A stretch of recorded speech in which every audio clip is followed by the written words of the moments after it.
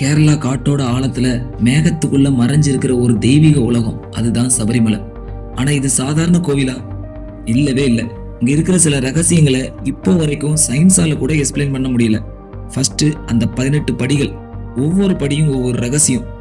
5 பாண்டிய ராஜ்யம், 5 சென்ஸ், 8 அசுர சக்தி, மொத்தம் 18.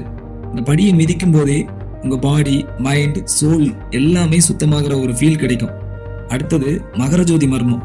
வருஷா வருஷம் கரெக்டா அதே டைம்ல அதே இடத்துல அந்த ஜோதி தெரியும்.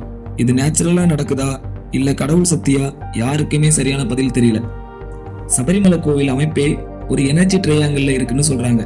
சபரிமலை, கருடமலை, கந்தர்வமலை, இங்க தரைக்கு அடியிலேயே ஒரு மேக்னெட்டிக் வைப்ரேஷன் இருக்குன்னு ரிசர்ச்சர் சொல்றாங்க.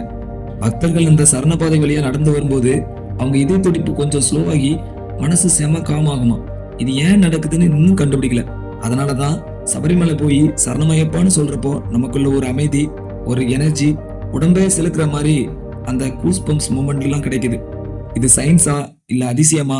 உண்மை இன்னும் மர்மம்தான்.